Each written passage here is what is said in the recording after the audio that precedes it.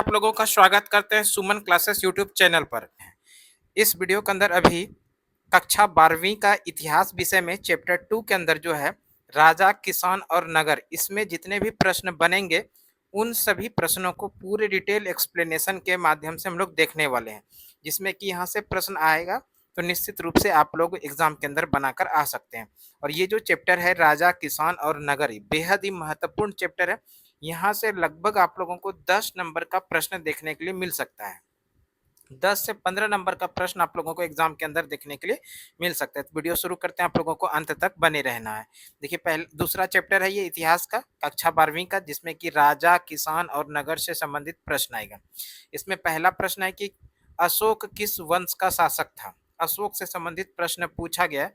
अशोक किस वंश का शासक था। वैसे अशोक के बारे में बात करें, अशोक जो शासक था ये मौर्य वंश का था। मौर्य वंश का ये शासक था। सम्राट अशोक किस वंश का शासक था?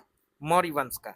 अगर थोड़ा और भी इसमें हम लोग डिटेल से बात करें तो समझिए, ये जो मौर्य वंश है इसके बारे में समझिए। मौर्य वंश के बारे में, मौर्य वंश की स्थापना, पहले ये समझिए मौर्य वंश।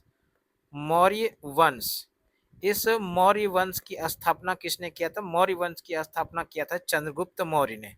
मौर्य वंश की स्थापना किसने किया? चंद्रगुप्त मौर्य। इस चंद्रगुप्त मौर्य ने मौर्य वंश की स्थापना किया था। उसके बाद चंद्रगुप्त मौर्य का जो उत्तराधिकारी हुआ वो हुआ बिंदुसार। इस तरह से बिंदुसार जो हुआ वो मौर्य वंश का दूसरा शासक हुआ। और मौर्य बिंदुसार का जो उत्तराधिकारी हुआ वो हुआ अशोक। सम्राट अशोक जो है ये मौर्य वंश का तीसरा शासक था। इसको भी ध्यान रखिएगा, सम्राट अशोक मौर्य वंश का तीसरा शासक। यही प्रश्न में पूछा गया था, अशोक किस वंश का शासक था? अशोक जो है ये मौर्य वंश का शासक था। ठीक है, अगला प्रश्न देखिए क्या है। अगला प्रश्न है, भारतीय इतिहास का कौन सा काल स्वर्ण काल के नाम से जाना जाता है? यानी भारतीय इतिहास का कौन सा काल के नाम है, यानी भारतीय इतिहास का कौन सा वंश के शासन काल को स्वर्ण काल के नाम से जाना जाता है? आप लोगों को ध्यान रखना है, भारतीय इतिहास का स्वर्ण काल जो कहा गया है ये गुप्त काल को। गुप्त काल का जो शासन काल रहा ये भारतीय इतिहास में स्वर्ण काल के नाम से जाना जाता है। बेहद ही महत्वपूर्ण सवाल है, इसको जरूर ध्यान रखिएगा। भारतीय इतिहास का कौन सा वंश का शासन काल स्वर्ण काल के नाम से जाना जाता है? तो गुप्त काल का जो शासन काल है उसको भारतीय इतिहास में स्वर्ण काल के नाम से जाना जाता है। और यहाँ पर ये भी ध्यान रख लीजिए, गुप्त काल यानी गुप्त वंश के संस्थापक कौन है? गुप्त वंश के संस्थापक, गुप्त वंश का संस्थापक की बात करें तो गुप्त वंश के संस्थापक थे श्रीगुप्त। गुप्त वंश के संस्थापक कौन थे? श्रीगुप्त।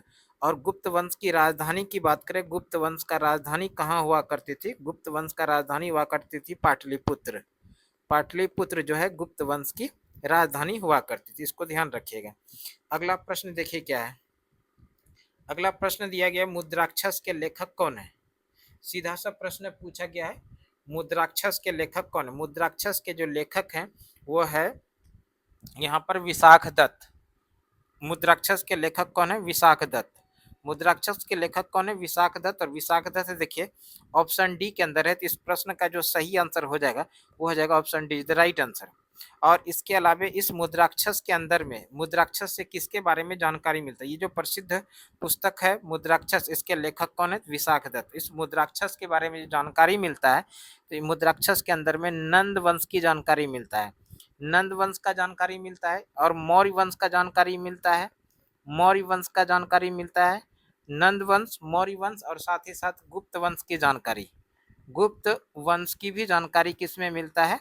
ये मुद्राक्षस के अंदर। मुद्राक्षस में नंद वंश के बारे में लिखा गया, मौर्य वंश के बारे में लिखा गया और गुप्त वंश के बारे में लिखा गया। तो ये भी प्रश्न बनेगा, मुद्राक्षस के अंदर में किस वंश के बारे में जानकारी मिलता है? तो आप लोग आंसर क्या कीजिएगा, नंद वंश, मौर्य वंश और गुप्त वंश, इसके अकॉर्डिंग जो भी ऑप्शन में दिखेगा उसको आंसर कर दीजिएगा। मुद्राक्षस के लेखक कौन है? विशाख दत्त। विशाख दत्त ऑप्शन डी के अंदर है, तो प्रश्न का सही आंसर हो जाएगा option D, the right answer. अगला प्रश्न देखिए क्या है। अगला प्रश्न पूछा गया है, पाटलिपुत्र के संस्थापक कौन थे? सीधा सा प्रश्न पूछा गया पाटलिपुत्र के संस्थापक के बारे में। पाटलिपुत्र के जो संस्थापक थे, पाटलिपुत्र के संस्थापक थे उदयन। उदयन यहाँ पर ऑप्शन सी के अंदर है। इस प्रश्न का जो सही आंसर हो जाएगा वो हो जाएगा option C, the right answer. Pataliputra के संस्थापक कौन थे? पाटलिपुत्र के संस्थापक थे उदयन। उदयन ऑप्शन सी में, तो प्रश्न का जो सही आंसर होगा वो हो जाएगा option C, the right answer. अगला प्रश्न देखिए क्या है। अगला प्रश्न पूछा गया, समुद्रगुप्त की तुलना किससे की जाती है? समुद्रगुप्त से संबंधित प्रश्न पूछा गया, समुद्रगुप्त की तुलना किससे की जाती है? यहाँ पर कई प्रश्न बनेंगे और बेहद ही महत्वपूर्ण सवाल बनेगा। तो पहले ये समझ लीजिए, समुद्रगुप्त की जो तुलना की जाती है वो नेपोलियन से की जाती है।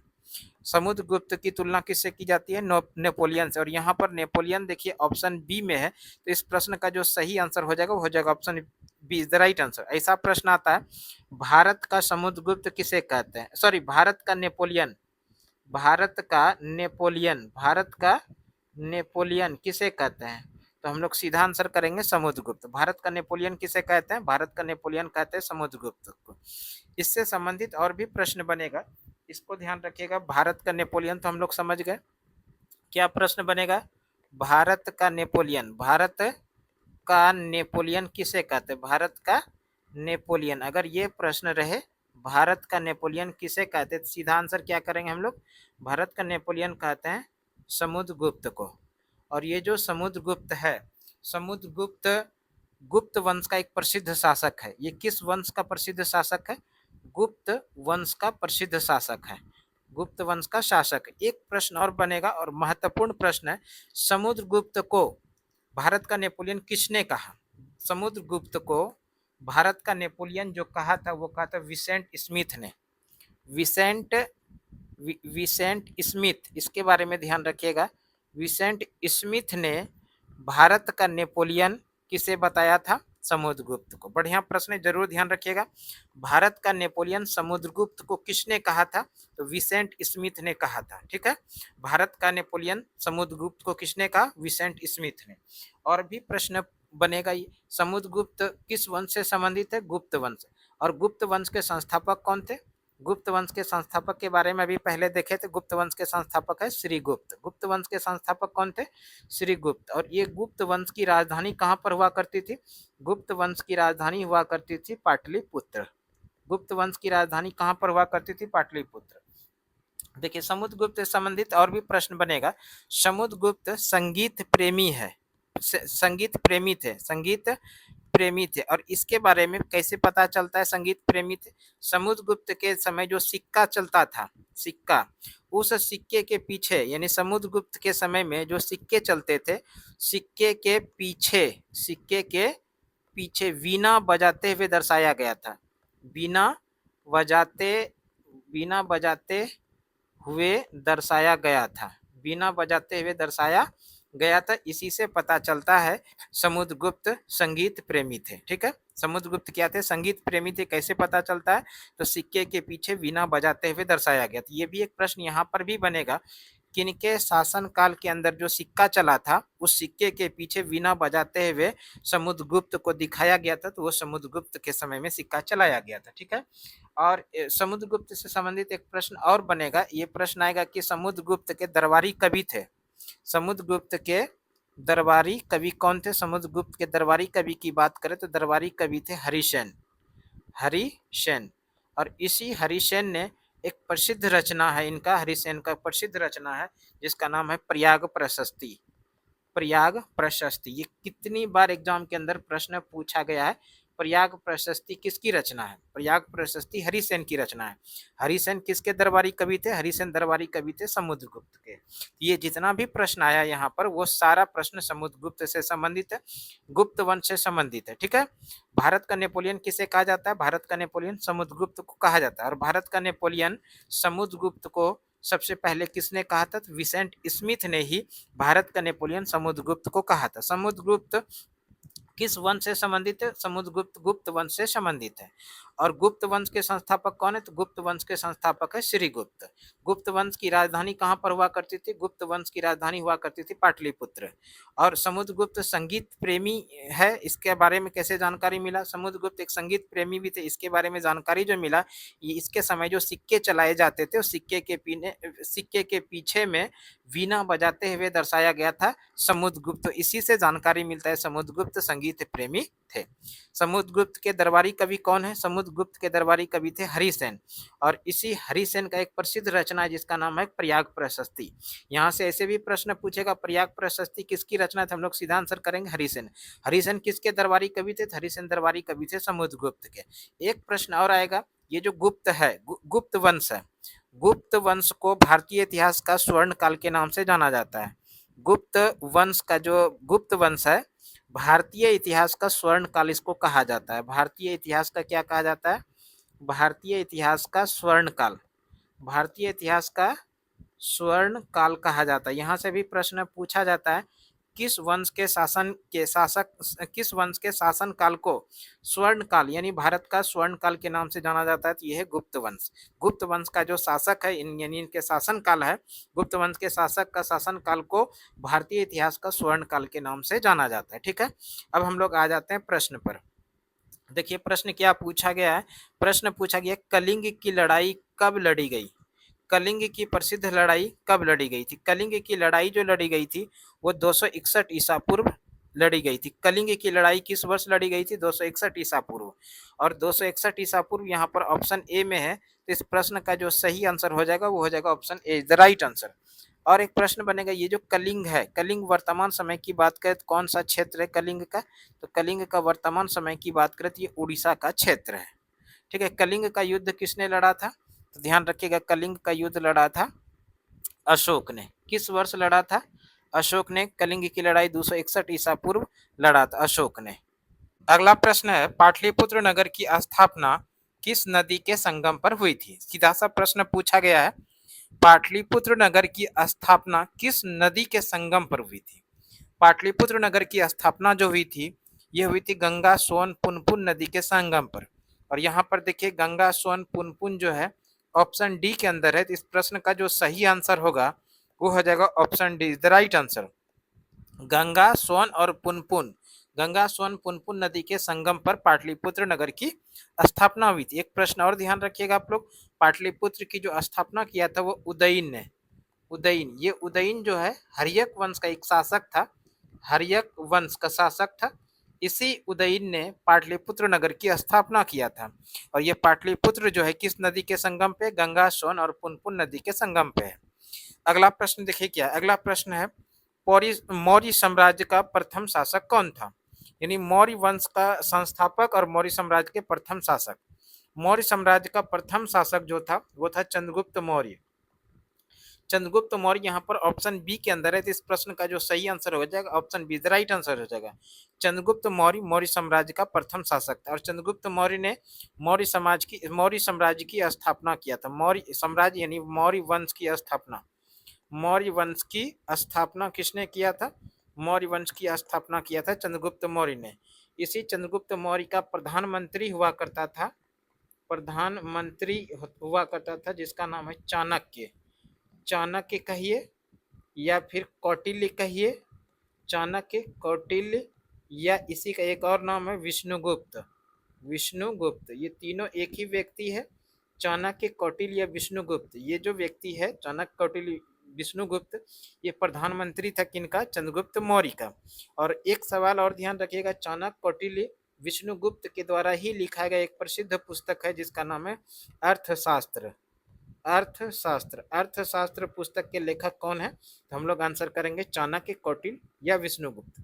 यहीं पर प्रश्न बनेगा चाणक्य, कौटिल्य या विष्णुगुप्त किसके दरबार में प्रधानमंत्री थे? तो आंसर क्या करेंगे? चंद्रगुप्त मौर्य के दरबार में।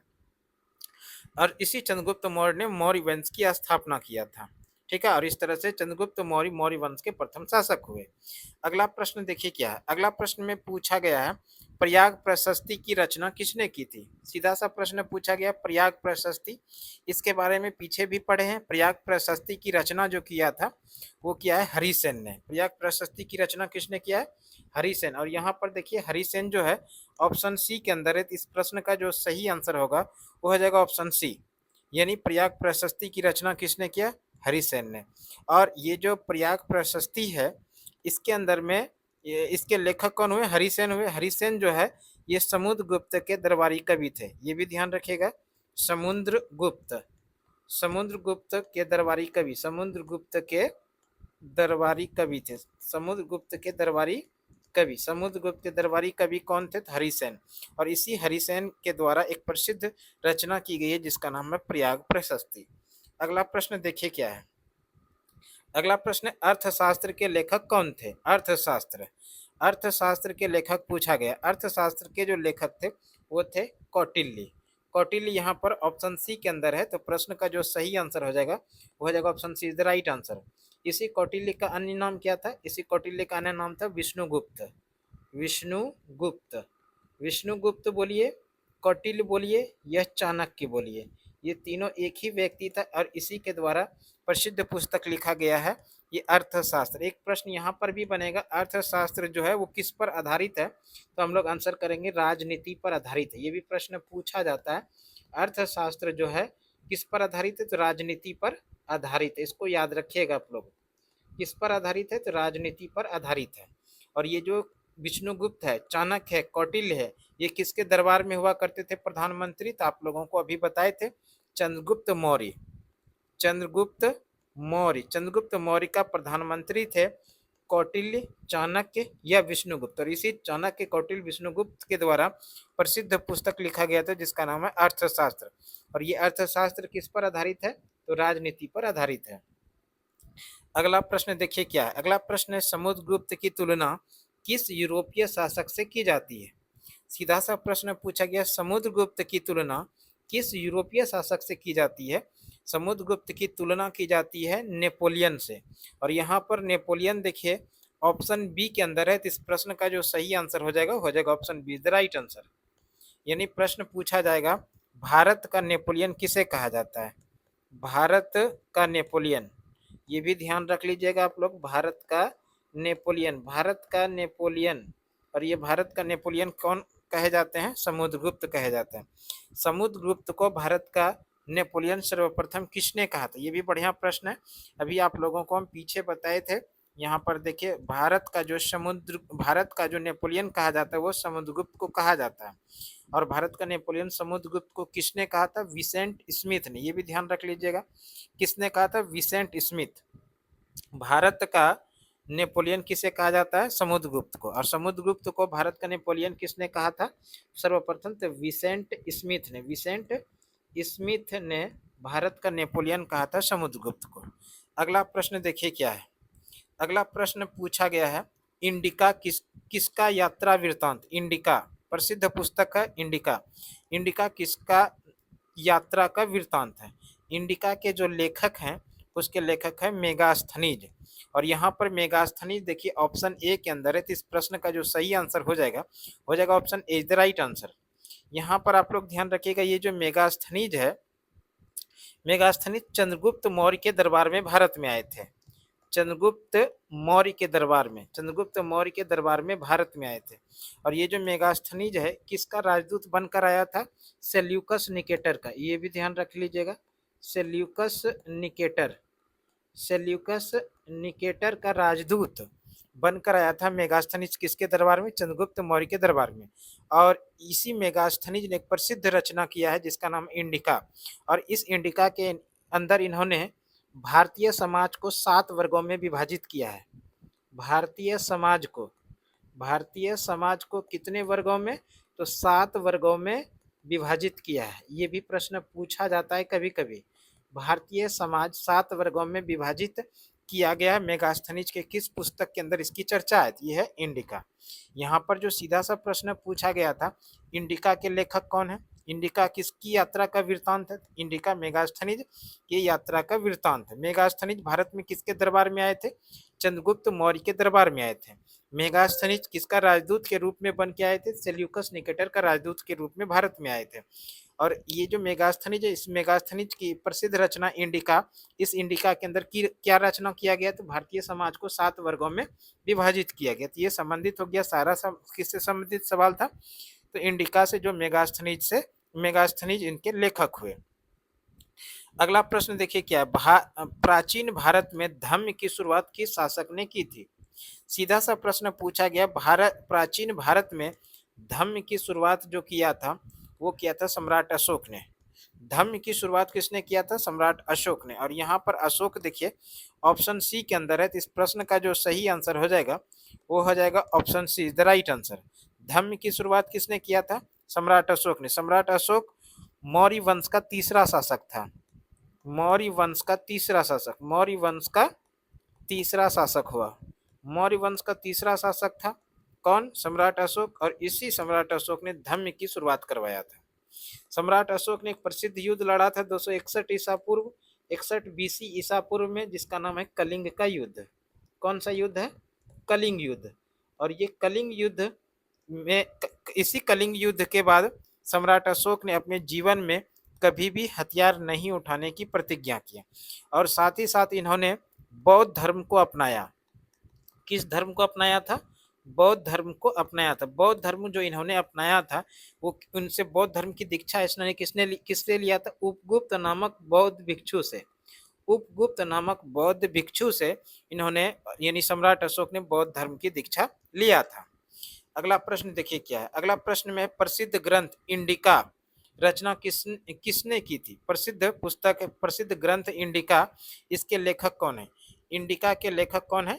अभी हम लोग पढ़े थे, इंडिका के लेखक है मेगास्थनीज। और यहाँ पर मेगास्थनीज जो है ऑप्शन बी के अंदर है, तो इस प्रश्न का सही आंसर हो जाएगा option B, the right answer. प्रश्न है, किस भारतीय शासक को भारत का नेपोलियन की संज्ञा दी गई है? प्रश्न पूछा गया कि भारत के किस शासक को भारत का नेपोलियन के नाम से जानते हैं? भारत का नेपोलियन जो जाना जाता है शासक, वो है समुद्रगुप्त। और यहाँ पर समुद्रगुप्त ऑप्शन सी के अंदर है, तो इस प्रश्न का सही आंसर हो जाएगा option C, the right answer.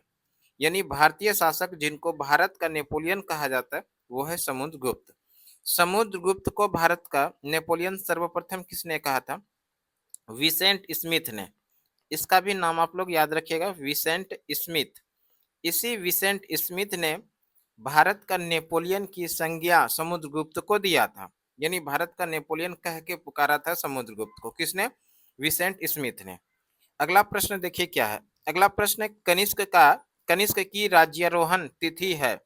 यानी कनिष्क जो राजगद्दी, राज सिंहासन पर बैठा, वही उसी के बारे में प्रश्न पूछा जा रहा है। कनिष्क का राज्यारोहण तिथि क्या है? कनिष्क का राज्यारोहण जो तिथि है वो है 78 ईस्वी। और यहाँ पर देखिए 78 ईस्वी ऑप्शन बी के अंदर है, तो इस प्रश्न का जो सही आंसर होगा तो वो हो जाएगा option B, the right answer. प्रश्न ऑप्शन बी के अंदर है 78 ईस्वी, तो प्रश्न का सही आंसर हो जाएगा ऑप्शन बी। यानी कनिष्क का राज्यारोहण 78 ईस्वी में हुआ था। इसके साथ में याद रखिएगा, कनिष्क से और भी कई प्रश्न, महत्वपूर्ण प्रश्न बनेगा, उसको आप लोग ध्यान रखिएगा। सबसे पहला जो प्रश्न बनेगा, कनिष्क, इस कनिष्क का संबंध किस वंश से, यानी किस वंश का ये शासक हुआ करता था? कनिष्क कुषाण वंश का प्रसिद्ध शासक था। किसका? कुषाण वंश का। इसको ध्यान रखिएगा आप लोग, कुषाण वंश का प्रसिद्ध शासक था कनिष्क। और इस कनिष्क का राज्यारोहण, यानी कनिष्क राजगद्दी को कब संभाला था? तो ये संभाला था 78 ईस्वी में।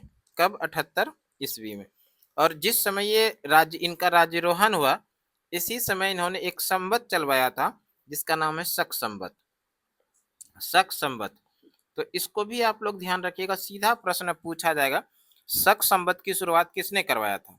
शक संवत की शुरुआत करवाया कनिष्क ने। शक संवत की शुरुआत कब करवाया? 78 ईस्वी में। और अगर हम लोग बात कर ले, ये जो शक संवत है, इसी शक संवत पर आधारित है भारतीय कैलेंडर। भारतीय कैलेंडर, भारतीय कैलेंडर जो है वो किस पर आधारित है? भारतीय कैलेंडर है शक संवत पर। इसको याद रखिएगा, भारतीय कैलेंडर आधारित है किस पर? शक संवत पर। शक संवत की शुरुआत कब होती है? 78 ईस्वी में शक संवत की शुरुआत होती है। शक संवत की शुरुआत किसने कराया था? कनिष्क ने। कनिष्क का संबंध किस वंश से है? कुषाण वंश का। और याद रखिएगा, इसी कनिष्क के दरबार में एक प्रसिद्ध राजवैद्य रहा करता था। प्रसिद्ध राजवैद्य, राजवैद्य बोलिए, या इसी को आप बोल सकते हैं राज चिकित्सक। इसी को क्या बोल सकते हैं? चिकित्सक बोलिए या राजवैद्य बोलिए। कनिष्क के दरबार में प्रसिद्ध चिकित्सक थे जिसका नाम है चरक। और ये भी प्रश्न पूछा जाता है, चरक किसके दरबार में प्रसिद्ध राजवैद्य थे? तो चरक जो थे ये कनिष्क के दरबार में प्रसिद्ध चिकित्सक थे। और एक प्रश्न इसी में और ध्यान रखना है आप लोगों को, इसी कनिष्क के शासन काल में, कनिष्क के शासन काल में चौथी बौद्ध संगति का आयोजन हुआ था। शासन काल में चौथी बौद्ध संगति का आयोजन, चौथी बौद्ध संगति का आयोजन कहाँ पर हुआ था? चौथी बौद्ध संगति, ये भी ध्यान रखिए, कुंडल वन में, कुंडल वन। और ये कुंडल वन जो है ये कहाँ पर है? जम्मू कश्मीर में। ये इतना सारा सवाल किससे बना? कनिष्क से। पहला सवाल बना कनिष्क का संबंध किस वंश से? कनिष्क का संबंध है कुषाण वंश से। दूसरा प्रश्न बनेगा कनिष्क का राज्यारोहण कब हुआ? कनिष्क का राज्यारोहण हुआ 78 ईस्वी में। तीसरा सवाल बनेगा कनिष्क के राज्यारोहण के समय यानी 78 ईस्वी में इन्होंने कौन सा संवत चलवाया था? तो इन्होंने चलवाया था शक संवत। इसी में एक प्रश्न बनेगा भारतीय कैलेंडर किस संवत पर आधारित है? तो हम लोग आंसर करेंगे शक संवत पर आधारित है। ठीक है। इसी में एक प्रश्न बनेगा कनिष्क के शासन काल में यानी कनिष्क के दरबार में प्रसिद्ध राजवैद्य यानी चिकित्सक कौन रहा करते थे? वो चरक रहा करते थे। इसी में प्रश्न बनेगा कनिष्क के शासन काल में कौन सा बौद्ध संगति का आयोजन हुआ था? कनिष्क के समय में चौथा बौद्ध संगति का आयोजन हुआ था। कहाँ पर हुआ था? कुंडल वन। ये सारा प्रश्न किससे संबंधित था? कनिष्क से। अब हम लोग अगला प्रश्न देख लेते हैं। अगला प्रश्न है वजी को सामाजिक ग्रंथों में कहा गया है। वजी को सामाजिक ग्रंथों में जो कहा गया है वो कहा गया है गणतंत्र। और यहाँ पर गणतंत्र देखिए ऑप्शन बी में है। इस प्रश्न का जो सही आंसर होगा वो जो option B is the right answer. इसी वजी के अंदर पहली बार गणतंत्रात्मक राज्य की स्थापना हुई थी। इसको भी ध्यान रखिएगा। अगला प्रश्न देखिए क्या है। अगला प्रश्न पूछा गया अशोक द्वारा प्रचारित बौद्ध धर्म कहाँ प्रचलित नहीं हुआ? प्रश्न पूछा गया अशोक के द्वारा बौद्ध धर्म का प्रचार प्रसार के लिए भेजा गया था, कहाँ पर इनका प्रचार प्रसार नहीं हुआ था? ध्यान रखिएगा बौद्ध धर्म का अशोक द्वारा प्रचारित बौद्ध धर्म का जो प्रचलित नहीं हुआ था कहाँ पर? तो वह ब्रिटेन के अंदर। अशोक द्वारा प्रचारित बौद्ध धर्म कहाँ प्रचलित नहीं हुआ था? ब्रिटेन में। और यहाँ पर ब्रिटेन ऑप्शन बी के अंदर है तो प्रश्न का सही आंसर हो जाएगा option B the right answer. Ashok जब बौद्ध धर्म को अपनाया था, एक प्रश्न यहाँ पर बनेगा अशोक से संबंधित प्रश्न इस तरह से बनेगा अशोक ने बौद्ध धर्म की दीक्षा किनसे लिया था? अशोक ने बौद्ध धर्म की दीक्षा, बौद्ध धर्म की दीक्षा किनसे लिया था? अशोक ने बौद्ध धर्म की दीक्षा लिया था उपगुप्त नामक बौद्ध भिक्षु से। उपगुप्त नामक बौद्ध भिक्षु थे, उसी से अशोक ने बौद्ध धर्म की दीक्षा लिया था। बौद्ध धर्म की दीक्षा ही नहीं लिया था बल्कि गौतम बुद्ध का जन्मस्थली जो है लुम्बिनी, लुम्बिनी इसको कर मुक्त कर दिया था। कर मुक्त यानी कि यहाँ के लोगों को किसी भी प्रकार का कोई कर नहीं देना है। और साथ ही साथ सम्राट अशोक ने बौद्ध धर्म के प्रचार प्रसार के लिए अपने पुत्र, इसका पुत्र का नाम जो था महेंद्र था, पुत्र का नाम महेंद्र और इसके पुत्री का नाम था संघमित्रा। संघमित्रा इस दोनों को प्रचार के लिए श्रीलंका भेजा था। बौद्ध धर्म के प्रचार के लिए पुत्र महेंद्र और पुत्री संघमित्रा को प्रचार के लिए कहाँ भेजा था? श्रीलंका भेजा था। ये भी प्रश्न आता है। अगला प्रश्न देखिए क्या है। अगला प्रश्न पूछा गया पाटलिपुत्र नगर की स्थापना की गई थी। पाटलिपुत्र नगर की स्थापना की गई थी उदयन के द्वारा। और यहाँ पर उदयन देखिए ऑप्शन सी के अंदर है। इस प्रश्न का जो सही आंसर होगा वो हो जाएगा ऑप्शन सी, यानी उदयन द्वारा पाटलिपुत्र नगर की स्थापना की गई थी। अगला प्रश्न देखिए क्या है। अगला प्रश्न है पंचमार्क वाले सिक्के बने होते थे। पंचमार्क के जो सिक्के होते थे वो क्या चीज के बने होते थे? सबसे पहले अभी इसको हम आंसर देखेंगे उसके पहले ये समझ लीजिए पंचमार्क के जो सिक्के होते हैं इसी का अन्य नाम है आहत सिक्के। आहत सिक्के कहिए या पंचमार्क सिक्के कहिए, दोनों एक ही बात है। पंचमार्क के सिक्के या आहत सिक्के, यहाँ पर लिख देते हैं आहत सिक्के। आहत सिक्के या पंचमार्क के सिक्के दोनों एक ही बात है। ये पंचमार्क के सिक्के या आहत सिक्के जो होते थे ये मुख्य रूप से चांदी के बने होते थे, मुख्य रूप से। लेकिन कभी कभी तांबे से भी बनाए जाते थे। इस तरह से तांबे से भी इसको बनाया गया था। चांदी के भी बनाए गए थे पंचमार्क सिक्के, यानी आहत सिक्के, और तांबे के भी बनाए जाते थे। तो इस तरह से इस प्रश्न का जो सही आंसर हो जाएगा बी और सी दोनों। बी और सी दोनों ऑप्शन डी के अंदर है। तो इस प्रश्न का जो सही आंसर हो जाएगा वो हो जाएगा ऑप्शन डी, राइट आंसर। और इसके अलावे इसमें और भी पढ़ेंगे। इसमें आहत सिक्के यानी पंचमार्क सिक्के होता क्या था। पंचमार्क सिक्के में किसी शासक का नाम अंकित नहीं था। किसी शासक शासक का नाम अंकित नहीं था। शासक का नाम अंकित नहीं था। किसी भी शासक का नाम अंकित नहीं था। इसके अंदर क्या होता था, इस पंचमार्क सिक्के में सिक्के के पीछे में जैसे सूर्य, चंद्रमा, सूर्य, चंद्रमा, स्वस्तिक, पहाड़, किसी जानवर का चित्र, किसी भी जानवर का जैसे गाय, बैल, भैंस, इस तरह का किसी भी जानवर का चित्र अंकित करा दिया जाता था। उसी को पंचमार्क सिक्का कहा जाता था। इस पंचमार्क सिक्के में किसी शासक का नाम अंकित नहीं था। उसमें शासक के नाम के स्थान पर क्या होता था, किसी चित्र, किसी चीजों का चित्र, जैसे सूर्य का चित्र, चंद्रमा का चित्र, पेड़ का चित्र, पहाड़ का चित्र, स्वस्तिक का चित्र, किसी जानवर का चित्र, इस तरह का चिन्ह बनाए जाते थे पंचमार्क सिक्के में। उसी को क्या कहा गया, पंचमार्क सिक्का। पंचमार्क सिक्का जो है मुख्य रूप से वो चांदी के बनाए जाते थे, लेकिन तांबे के भी कभी कभी मिले हैं बनाने का इसका साक्ष्य। इसलिए इस प्रश्न का जो सही आंसर हो जाएगा वो हो जाएगा ऑप्शन डी। बी एवं सी दोनों सही है। अगला प्रश्न देखिए क्या है। अगला प्रश्न है जनपद शब्द का शाब्दिक अर्थ है। जनपद शब्द का शाब्दिक अर्थ जो है, जहां लोग मवेशी रखते हैं इसको भी जनपद कहते हैं, और जहां लोग अपना घर बनाते हैं। तो इस तरह से ए और बी दोनों ही सही है जो ऑप्शन सी के अंदर है। तो इस तरह से इस प्रश्न का सही आंसर हो जाएगा ऑप्शन सी, ए और बी दोनों। अगला प्रश्न देखिए क्या है। अगला प्रश्न है 16 महाजनपदों में सबसे शक्तिशाली महाजनपद कौन सा था। 16 महाजनपद यानी छठी शताब्दी ईसा पूर्व, इसको याद रखिएगा। छठी शताब्दी ईसा पूर्व, छठी शताब्दी ईसा पूर्व में भारतवर्ष को 16 महाजनपदों में विभाजित किया गया था। 16 महाजनपद। इस छठी शताब्दी ईसा पूर्व 16 महाजनपदों में भारतवर्ष विभाजित था। इस 16 महाजनपद में सबसे शक्तिशाली महाजनपद जो था वो था मगध। और यहाँ पर देखिए मगध जो है वो ऑप्शन ए के अंदर है। तो इस प्रश्न का जो सही आंसर हो जाएगा option A is the right answer हो जाएगा। और इस 16 महाजनपदों के बारे में जो हम लोगों को जानकारी मिलता है, 16 महाजनपद, 16 महाजनपद, इस 16 महाजनपद के बारे में जो जानकारी हमको आपको मिलता है उसके लिए दो ग्रंथ का नाम याद रखेंगे।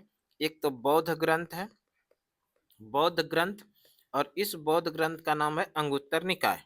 क्या नाम है, अंगुत्तर निकाय। इस अंगुत्तर निकाय के अंदर 16 महाजनपद की चर्चा किया गया जो कि बौद्ध धर्म से संबंधित है। और दूसरा जो ग्रंथ है वो दूसरा ग्रंथ है जैन धर्म से संबंधित।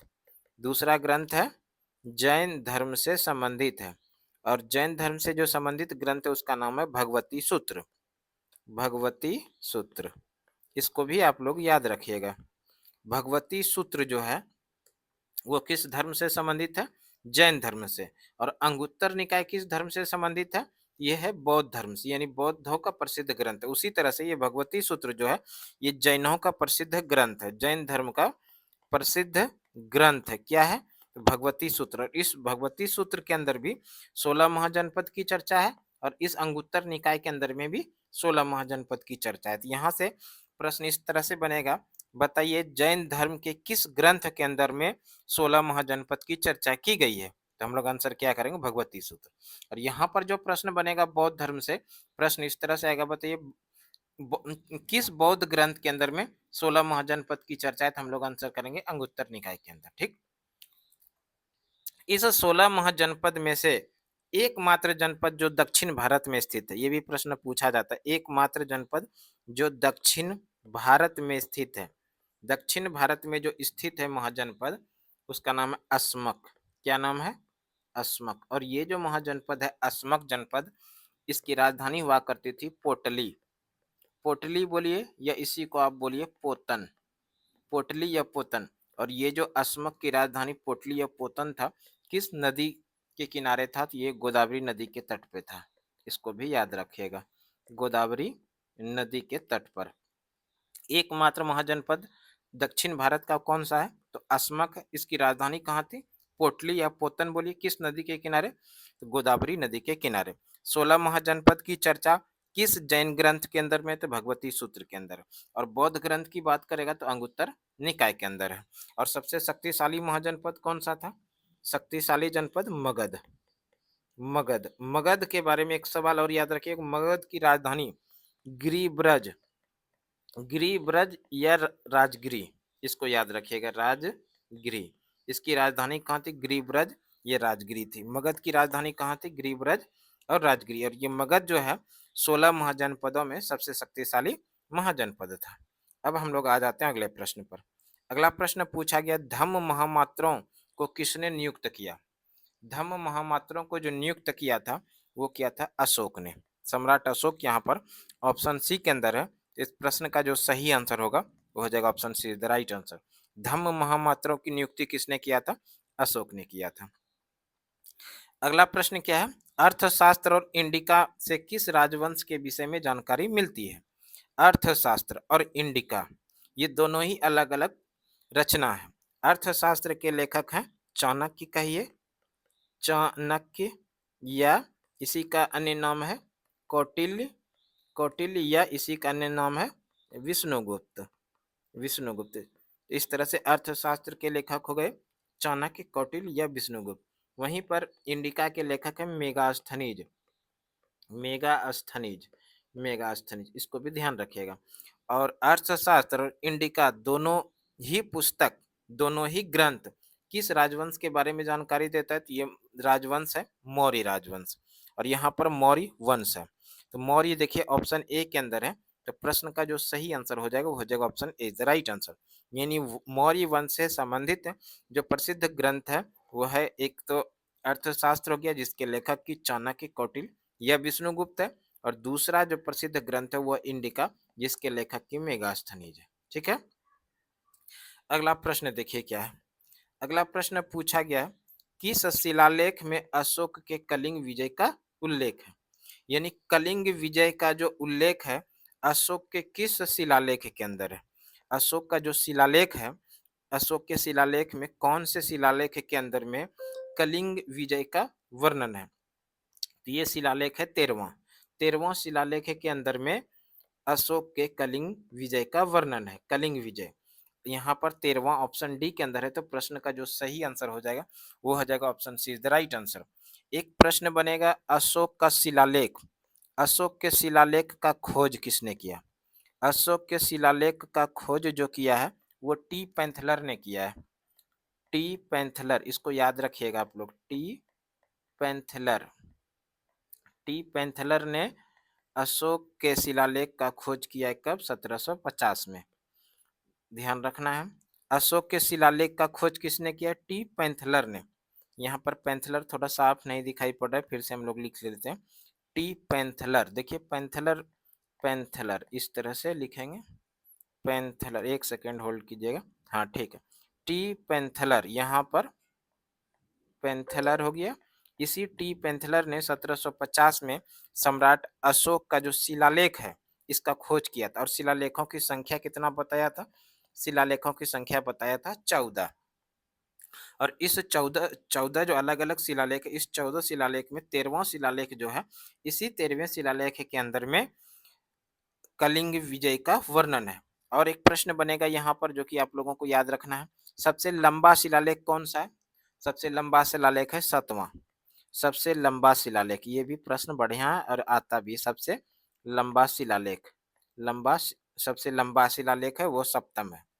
प्रश्न आएगा, सम्राट अशोक के कौन सा शिलालेख सबसे लंबा है? तो हम लोग क्या करेंगे, 7वां शिलालेख जो है वो सबसे लंबा है। सम्राट अशोक के शिलालेख का खोज किसने किया है? टी पैंथलर ने खोज किया है। और टी पैंथलर ने कब खोज किया है? तो 1750 में किया है। देखिए, सम्राट अशोक के अभिलेख को पढ़ा किसी और ने है, पढ़ा 1837 में। पढ़ने का सफलता, पढ़ने का श्रेय जाता है 1837 में जेम्स प्रिसेप नामक व्यक्ति को, जेम्स प्रिसेप, जेम्स प्रिसेप नामक व्यक्ति ने सर्वप्रथम सम्राट अशोक के अभिलेख को पढ़ा था। जबकि शिलालेख की बात करें तो शिलालेख का जो खोज किया था वो टी पेंथलर ने किया था 1750 में। और कितने प्रकार के शिलालेख उन्होंने बताया था? 14 प्रकार के, 14 शिलालेख का खोज किया था, जिसमें से कि 13वां जो शिलालेख जिसके अंदर में कि क्या है, कलिंग विजय का वर्णन है। और 7वां शिलालेख जो है वो सबसे लंबा शिलालेख है। ठीक है, अगला प्रश्न देखिए क्या है। अगला प्रश्न है, मौर्यकालीन टकसाल का प्रधान कौन था? मौर्यकालीन टकसाल का जो प्रधान हुआ करता था उसको कहा जाता था लक्षणाध्यक्ष। और यहाँ पर लक्षणाध्यक्ष देखिए ऑप्शन डी के अंदर है, तो प्रश्न का सही आंसर हो जाएगा option D the right answer. अगला प्रश्न देखिए क्या है। अगला प्रश्न में है, राज तरंगनी के लेखक कौन है? राज तरंगनी के लेखक हैं कलहन। राज तरंगनी के लेखक कौन है? कलहन। और कलहन यहाँ पर ऑप्शन डी के अंदर है, तो प्रश्न का जो सही आंसर होगा वो हो जाएगा option D the right answer.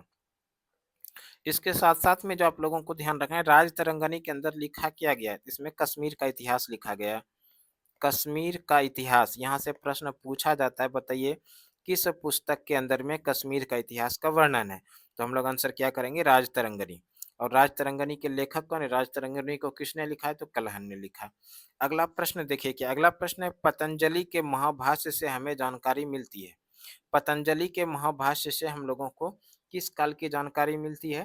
तो गुप्त काल की जानकारी मिलती है। और यहाँ पर गुप्त काल देखिए ऑप्शन ए में है, तो प्रश्न का जो सही आंसर हो जाएगा वो हो जाएगा option A the right answer. अगला प्रश्न है, अर्थशास्त्र की रचना कब हुई थी? अर्थशास्त्र की रचना, अर्थशास्त्र की रचना किसने किया? अभी हम लोग पढ़े थे, अर्थशास्त्र की रचना किया था चाणक्य, कौटिल्य, चाणक्य, कौटिल्य या विष्णुगुप्त ने। विष्णुगुप्त ने किया था अर्थशास्त्र की रचना। कब किया था? रचना किया था 4वीं शताब्दी ईसा पूर्व में। 4वीं शताब्दी ईसा पूर्व यहाँ पर ऑप्शन सी के अंदर है, तो प्रश्न का जो सही आंसर होगा हो जाएगा option C the right answer. अगला प्रश्न देखिए क्या, अगला प्रश्न है, जरासंध का संबंध किस वंश से था? जरासंध का संबंध जो था वो बृहत वंश से था। बृहत वंश यहाँ पर ऑप्शन बी के अंदर है, तो प्रश्न का सही आंसर हो जाएगा option B the right answer. इसके साथ में याद रखना, हर्यक वंश के संस्थापक कौन है? हर्यक वंश के जो संस्थापक हैं वो हैं बिंबिसार, इसको याद रखिएगा। हर्यक वंश के संस्थापक कौन है? बिंबिसार। नंद वंश के संस्थापक कौन है? तो नंद वंश के संस्थापक महापद नंद। महापद नंद नंद वंश के संस्थापक है। मौर्य वंश के संस्थापक कौन है? तो मौर्य वंश के संस्थापक है चंद्रगुप्त मौर्य। चंद्रगुप्त मौर्य, चंद्रगुप्त मौर्य ने मौर्य वंश की स्थापना किया। महापद नंद ने मौर्य नंद वंश की स्थापना किया और बिंबिसार ने हर्यक वंश की स्थापना किया। ठीक है, अगला प्रश्न देखिए क्या, अगला प्रश्न है, जीवक ने वैद्य की शिक्षा कहाँ से पाई थी? जीवक, जीवक ने वैद्य की शिक्षा पाई थी तक्षशिला से। तक्षशिला। और ये तक्षशिला ऑप्शन ए के अंदर है, तो प्रश्न का सही आंसर हो जाएगा option A the right answer. Takshashila की बात करें तो वर्तमान समय में ये जो तक्षशिला है ये पाकिस्तान के अंदर है। वर्तमान समय में ये तक्षशिला कहाँ पर है? पाकिस्तान के अंदर। और ये जो जीवक वैद्य है ये किसके शासनकाल में राजवैद्य था? तो आप लोग याद रखिएगा कनिष्क। कनिष्क के शासनकाल में प्रसिद्ध राजवैद्य जो था वो कौन था? जीवक। और इसी जीवक ने कहाँ से दीक्षा शिक्षा ग्रहण किया था? तक्षशिला से। अगला प्रश्न देखिए क्या है, अगला प्रश्न है, चंद्रगुप्त मौर्य के काल में कलिंग की राजधानी कहाँ थी? चंद्रगुप्त मौर्य के शासन काल में कलिंग जो है, इस कलिंग की राजधानी कहाँ थी? कलिंग की राजधानी थी तोसली में। और तोसली यहाँ पर ऑप्शन सी के अंदर है, तो प्रश्न का सही आंसर हो जाएगा option C the right answer. ये कलिंग वर्तमान समय में उड़ीसा का क्षेत्र है। अभी का उड़ीसा का क्षेत्र उस समय जो है ये कलिंग कहलाता था, जिसकी राजधानी कहाँ थी? तोसली थी। अगला प्रश्न देखिए क्या है, आर्यभट्ट कहाँ का वासी था? आर्यभट्ट, आर्यभट्ट जो ये वासी था पाटलिपुत्र का। आर्यभट्ट कहाँ का यासी था? निवासी था पाटलिपुत्र का। पाटलिपुत्र ऑप्शन डी में है, तो प्रश्न का जो सही आंसर हो जाएगा वो हो जाएगा option D the right answer. एक प्रश्न ध्यान रखिएगा आप लोग, शून्य का खोज किसने किया? बेहतरीन प्रश्न है और ये पूछा भी जाता है। शून्य का खोज, शून्य का खोज आर्यभट्ट माना जाता है। ठीक है, इसको भी ध्यान रखिएगा। अगला प्रश्न क्या है? अगला प्रश्न में जीवक कहाँ का रहने वाला था? जीवक, जीवक जो रहने वाला था ये राजगृह का रहने वाला था। और राजगृह यहाँ पर ऑप्शन ए के अंदर है, तो इस प्रश्न का जो सही आंसर हो जाएगा वो हो जाएगा option A is the right answer. अगला प्रश्न क्या है, छठी शताब्दी ईसा पूर्व में कितने महाजनपद की चर्चा है? छठी शताब्दी ईसा पूर्व में कितने महाजनपद की चर्चा है? छठी शताब्दी ईसा पूर्व महाजनपदों की संख्या कितना है? 16 है। और 16 महाजनपद में सबसे शक्तिशाली महाजनपद कौन सा है? सबसे शक्तिशाली महाजनपद है मगध। और इस मगध की राजधानी कहाँ हुआ करती थी? गिरिब्रज बोलिए या राजगृह बोलिए। इस 16 महाजनपद में से एक महाजनपद जो कि दक्षिण भारत में है, वो कौन सा महाजनपद है? ये अस्मक महाजनपद, जिसकी राजधानी पोटलीपोतन जो कि गोदावरी नदी के किनारे स्थित है। ठीक है, ये सारा प्रश्न को हम लोग पहले ही पढ़ चुके हैं। छठी शताब्दी ईसा पूर्व कितने महाजनपद है? 16। 16 यहाँ पर ऑप्शन डी के अंदर है, तो प्रश्न का सही आंसर हो जाएगा option D is the right answer. अगला प्रश्न है, मगध महाजनपद की राजधानी थी। मगध महाजनपद की राजधानी राजगिरी में थी। राजगिरी यहाँ पर ऑप्शन ए के अंदर है, तो प्रश्न का जो सही आंसर हो जाएगा वो हो जाएगा option A the right answer. इसके साथ साथ में याद रखिएगा गिरिब्रज, गिरिब्रज, गिरिब्रज या राजगिरी, राजगिरी दोनों याद रखना है आप लोगों को। अगला प्रश्न है, राजगृह की नगर वधु का नाम था। राजगृह की नगर वधु का जो नाम था वो था शालवती। शालवती ऑप्शन सी के अंदर है, तो प्रश्न का जो सही आंसर होगा वो हो जाएगा option C the right answer. अगला प्रश्न देखिए क्या है। अगला प्रश्न है, मौर्य वंश का संस्थापक कौन था? मौर्य वंश का संस्थापक था चंद्रगुप्त मौर्य। चंद्रगुप्त मौर्य। और इस एक सवाल याद रखिएगा, मौर्य वंश के संस्थापक चंद्रगुप्त मौर्य ने नंद वंश का अंतिम शासक था जिसका नाम है नंद वंश का अंतिम शासक जिसका नाम है घनानंद। इस घनानंद को पराजित करके मगध में एक नए साम्राज्य की शुरुआत किया जिसका नाम है मौर्य साम्राज्य यानी मौर्य वंश। और इस मौर्य वंश की स्थापना किसने किया? चंद्रगुप्त मौर्य ने। चंद्रगुप्त यहाँ पर ऑप्शन ए में है, तो प्रश्न का सही आंसर हो जाएगा option A the right answer. देखिए अगला प्रश्न क्या है, मौर्य काल में ब्रह्मदेव क्या था? मौर्य काल में ब्रह्मदेव जो था वो भूमिदान था। और यहाँ पर भूमिदान ऑप्शन सी के अंदर है, तो इस प्रश्न का सही आंसर हो जाएगा option C the right answer. अगला प्रश्न क्या है? अगला प्रश्न, अशोक किस वंश का शासक था? अशोक मौर्य वंश का तीसरा शासक था। मौर्य वंश का तीसरा शासक, मौर्य वंश का तीसरा शासक था। मौर्य वंश का तीसरा शासक। मौर्य वंश की स्थापना चंद्रगुप्त मौर्य ने किया। चंद्रगुप्त मौर्य का उत्तराधिकारी बिंदुसार हुआ और बिंदुसार का उत्तराधिकारी यानी उसी का पुत्र था कौन? तो ये सम्राट अशोक था। मौर्य वंश से संबंधित है। अशोक किस वंश से संबंधित है? मौर्य वंश। मौर्य वंश यहाँ पर ऑप्शन ए में है, तो प्रश्न का सही आंसर हो जाएगा option A the right answer. अगला प्रश्न है, मौर्य वंश का अंतिम राजा कौन था? यानी मौर्य वंश का अंतिम शासक था वृहदत्त। और वृहदत्त यहाँ पर ऑप्शन बी में है, तो प्रश्न का सही आंसर हो जाएगा option B the right answer. Maurya वंश का प्रथम शासक हो गया चंद्रगुप्त मौर्य। वहीं पर मौर्य वंश का मौर्य वंश का पहला शासक हुआ चंद्रगुप्त मौर्य और मौर्य वंश का अंतिम शासक हो गया बृहदत्त। अगला प्रश्न देखिए क्या, सम्राट अशोक का अभिलेख सर्वप्रथम किसने पढ़ा? अशोक के अभिलेख को जो सबसे पहले पढ़ा था वो जेम्स प्रिसेप ने पढ़ा था। जेम्स प्रिसेप, यहाँ पर केवल प्रिसेप दिया है, आप लोग याद रखिएगा जेम्स प्रिसेप। और कब पढ़ा था? ये पढ़ा था 1837 में। सम्राट अशोक के अभिलेख को पढ़ने में सर्वप्रथम सफलता किसको मिला था? जेम्स प्रिसेप को। किस वर्ष? तो 1837 में। अगला प्रश्न, अशोक के समय कौन सी बौद्ध संगति हुई? अशोक के समय में तीसरा बौद्ध संगति हुआ था। तीसरा तीसरा बौद्ध संगति जो हुआ था सम्राट अशोक के समय में हुआ था। और यहाँ पर तीसरा ऑप्शन बी के अंदर है, तो प्रश्न का सही आंसर हो जाएगा option B the right answer. और तीसरा बौद्ध संगति का आयोजन कहाँ पर हुआ? तो ये भी याद रखिएगा पाटलिपुत्र में। पाटलिपुत्र। इसके अलावे आप लोगों को जो याद रखना है, बौद्ध संगति से संबंधित सवाल याद रखना है। बौद्ध बौद्ध धर्म में 4 बौद्ध संगति हुआ है। पहला हुआ है, दूसरा हुआ है, तीसरा हुआ है और चौथा हुआ है। पहला बौद्ध संगति का आयोजन ऐसा याद रखिएगा, एक शॉर्ट ट्रिक है, अका अक। अका अक। देखिए ओ से हो जाएगा आपका अजात शत्रु। ओ से क्या हो गया? अजात शत्रु। यानी पहले बौद्ध संगति किसके शासन काल में हुआ? अजात शत्रु के शासन काल में। दूसरा का से हो जाएगा आपका कालाशोक। दूसरा का से क्या आ जाएगा? कालाशोक। दूसरा बौद्ध संगति का आयोजन हुआ कालाशोक के समय में। तीसरा में क्या है यहाँ? ओ से हो जाएगा आपका अशोक। अ से हो जाएगा आपका अशोक। इस तरह से अशोक जो है तीसरे बौद्ध संगति के शासनकाल में हुआ था, अशोक के समय में तीसरा बौद्ध संगति। और को से हो जाएगा आपका कनिष्क। को से क्या हो जाएगा कनिष्क। तो इस तरह से आप याद रखिएगा अका अक। अ से हो जाएगा अजातशत्रु, पहला बौद्ध संगति इन्हीं के शासनकाल में हुआ। क से हो जाएगा कालाशोक, इनके शासनकाल में दूसरा बौद्ध संगति हुआ। और ओ से हो जाएगा अशोक, अशोक के समय में तीसरा बौद्ध संगति हुआ। और क से हो जाएगा कनिष्क, इसके समय में चौथा बौद्ध संगति हुआ। अब एक और प्रश्न आएगा, पहला दूसरा तीसरा चौथा बौद्ध संगति कहाँ कहाँ पर हुआ। तो उसके लिए एक शॉर्ट ट्रिक आप लोग याद रखिएगा, रावे पाकू। क्या याद रखिएगा, रावे पाकू। याद रखना है रावे पाकू। ऐसा याद रखिएगा, ये रॉ से हो जाएगा आपका क्या, रा से हो जाएगा आपका राजगीर। पहला बौद्ध संगति कहाँ पर हुआ, राजगीर। दूसरा वो वे जो है इससे वो वे से हो जाएगा आपका वैशाली, दूसरा बौद्ध संगति वैशाली।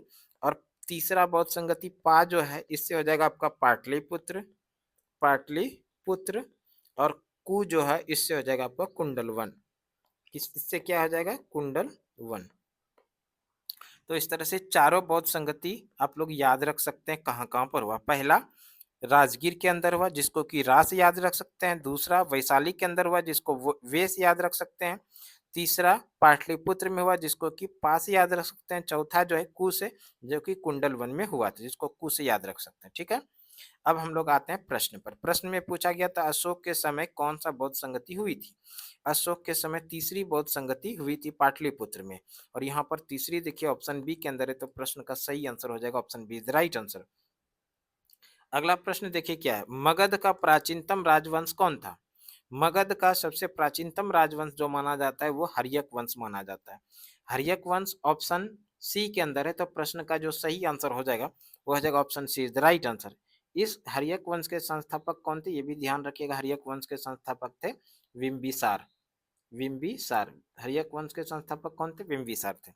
अगला प्रश्न है, अगला प्रश्न में पूछा गया है अंग महाजनपद की राजधानी कहाँ थी। अंग महाजनपद की जो राजधानी थी वो थी चंपा। और यहाँ पर चंपा देखिए ऑप्शन बी के अंदर है, तो इस प्रश्न का सही आंसर हो जाएगा option B, is the right answer. Anga mahajanapada की राजधानी कहाँ थी, चंपा। ये जो वर्तमान समय की बात करें अंग, अंग ये वर्तमान में कहाँ पर है, भागलपुर। मुख्य रूप से आप कह सकते हैं भागलपुर, उसके बाद बांका, बांका उसके बाद याद रख सकते हैं मुंगेर। ये तीनों का क्षेत्र मिला के जो था उस समय छठी शताब्दी ईसा पूर्व के आसपास, वो कौन सा महाजनपद कहलाता था, अंग। और इसी अंग महाजनपद की राजधानी कहाँ थी, चंपा। आज का क्लास हम लोग इतना ही रहने दीजिए। 45 प्रश्न हम लोग लिए प्रश्न संख्या 1 से। और अगला इसमें अभी और भी प्रश्न है जो 46 से शुरू करेंगे, वो अगले वीडियो हम लोग शुरू करेंगे। तो आज के क्लास में इतना ही, अगले क्लास में फिर से मिलते हैं, तब तक के लिए धन्यवाद, जय हिंद।